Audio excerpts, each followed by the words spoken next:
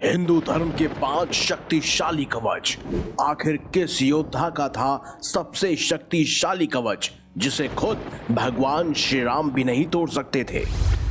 आप देख रहे हैं मिस्टर की बात। वीडियो में आगे बढ़ने से पहले हमारे चैनल को सब्सक्राइब अवश्य करें और बेल आइकन जरूर दबाएं। साथ ही कमेंट बॉक्स में जय श्री राम अवश्य लिखिएगा। हिंदू धार्मिक ग्रंथों रामायण और महाभारत में कई शक्तिशाली वीर योद्धाओं ने जन्म लिया।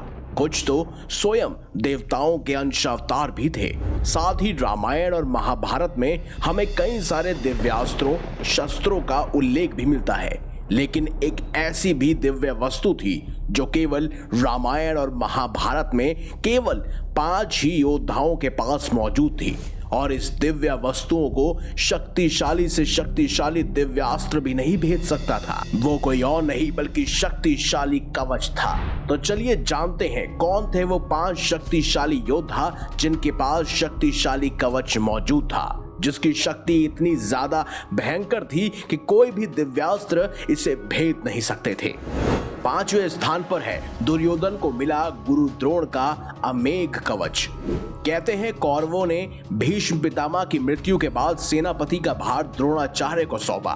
द्रोणाचार्य को संदेह था कि अर्जुन और श्री कृष्ण दुर्योधन को घायल कर बंदी बना सकते हैं और महाभारत का युद्ध खत्म कर सकते हैं। इसीलिए उन्होंने उन्हें एक कवच प्रदान किया था, जिसका वर्णन हमें महाभारत के द्रोण पर्व अध्याय 103 श्लोक 20 से 40 के बीच में मिलता है, जिसके मुताबिक अर्जुन रथ पर आरूढ़ होकर अपने गांडीव पर बाण चढ़ाकर दुर्योधन की तरफ बढ़े और एकाएक 14 बाण दुर्योधन की तरफ मार डाले, जो सीधे दुर्योधन के कवच पर जाकर फिसल गए। उन्हें निष्फल हुआ देख अर्जुन ने पुनः 14 तीखे बाण चलाए, परंतु वो भी कवच पर जाकर अभेद्य हुए और कवच से फिसल गए।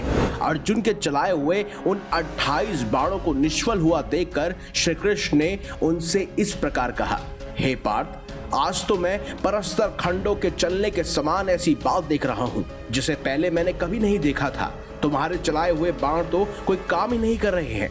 हे भरत श्रेष्ठ, तुम्हारे गांडीव धनुष की शक्ति पहले जैसी ही है ना? तुम्हारी मुट्ठी और बाहुबल भी पूर्वता है ना? आज तुम्हारी और तुम्हारे इस शत्रु की अंतिम भेंट का समय नहीं आया है।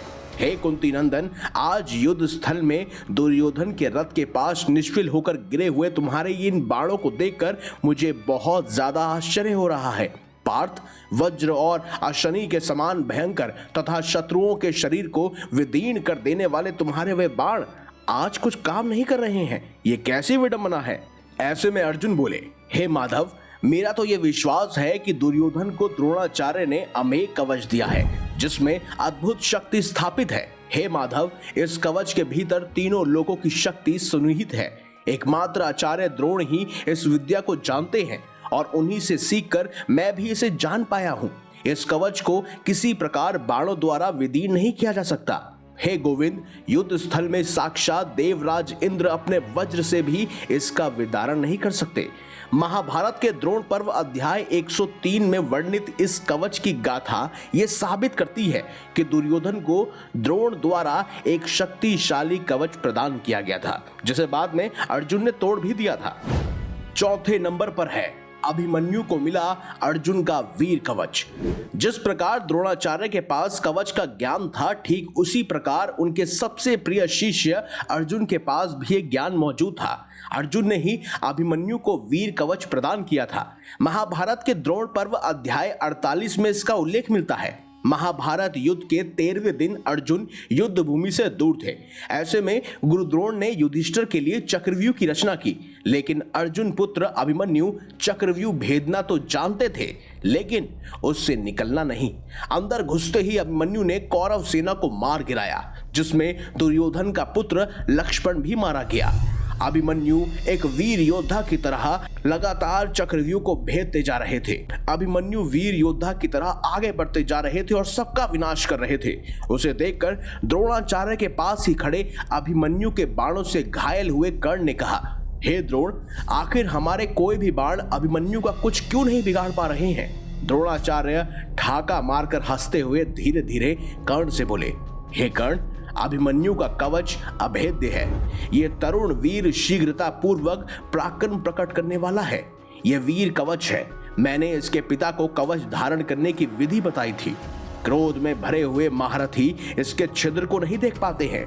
इसे धारण करने वाला शीघ्रतापूर्वक हाथ चलाता हुआ अपने महान बाणों से संपूर्ण दिशाओं को व्याप्त करता है। मैं युद्ध स्थल में गांडीवधारी अर्जुन और इस अभिमन्यु में कोई अंतर नहीं देख पा रहा हूं। शत्रु नगरी पर विजय पाने वाला यह वीर कुमार निश्चय ही बहुत सारी विद्या जानता है। इससे साबित होता है कि अर्जुन ने अभिमन्यु को यह दिव्य कवच प्रदान किया था, जिसके बाद द्रोणाचार्य ने कर्ण की सहायता से इस कवच को काट डाला था और आखिर में अभिमन्यु का वध भी हुआ था। इस विषय पर हम पहले भी एक वीडियो बना चुके हैं, उसका लिंक भी आपको डिस्क्रिप्शन में अवश्य मिल जाएगा। साथ ही आई कार्ड पर भी क्लिक कर उस वीडियो को आप बारीकी से देख सकते हैं, जहां पर हमने अभिमन्यु के उस वीर कवच के बारे में संपूर्ण गाथा प्रस्तुत की है। तीसरे नंबर पर है अतिकाय को मिला ब्रह्म कवच। अतिकाय रावण और उसकी दूसरी पत्नी धन्यमालिनी का पुत्र था। अतिकाय अपने पिता की तरह ही निर्भय स्वभाव का था। अतिकाय ने अपने पराक्रम से भगवान शिव को प्रसन्न कर लिया था और उसने भगवान शिव से धनुर्विद्या और दिव्यास्त्र शस्त्रों के बारे में बहुत सारे अनेकानेक राज जान लिए थे। साथ साथ उसने अनेक देवताओं से भी बहुत सारे शक्तिशाली अस्त्रों को प्राप्त किया था। कहते हैं अतिकाय ने ब्रह्मा की घोर तपस्या की थी, जिससे प्रसन्न होकर ब्रह्मा जी ने उसे ब्रह्म कवच प्रदान किया था, जो अतिकाय को दिव्यास्त्रों के प्रहार से बचाता था और जो उसे एक अजय योद्धा बनाता था। अतिकाय ने अपने पराक्रम से आदिशेष अवतार लक्ष्मण जी को भी युद्ध की चुनौती दी थी। वहीं जब लक्ष्मण और अतिकाय के बीच घनघोर युद्ध हुआ तो अतिकाय के पास लक्ष्मण जी के तमाम अस्त्रों शस्त्रों दिव्यास्त्रों की काट मौजूद थी। लक्ष्मण जी अतिकाय को नहीं मार पा रहे थे क्योंकि उनके पास ब्रह्म कवच था। ऐसे में विभीषण के बताने पर ही तत्पश्चात लक्ष्मण ने अतिकाय पर ब्रह्मास्त्र चलाया था, क्योंकि अतिकाय का ब्रह्म कवच केवल ब्रह्मास्त्र से ही काटा जा सकता था और इसी से अतिकाय का वध भी संभव हो पाया था। इस बारे में संपूर्ण जानकारी आपको रामचरितमानस और वाल्मीकि रामायण में भी अवश्य मिल जाएगी। दूसरे नंबर पर मौजूद है कर्ण को प्राप्त कवच और कुंडल।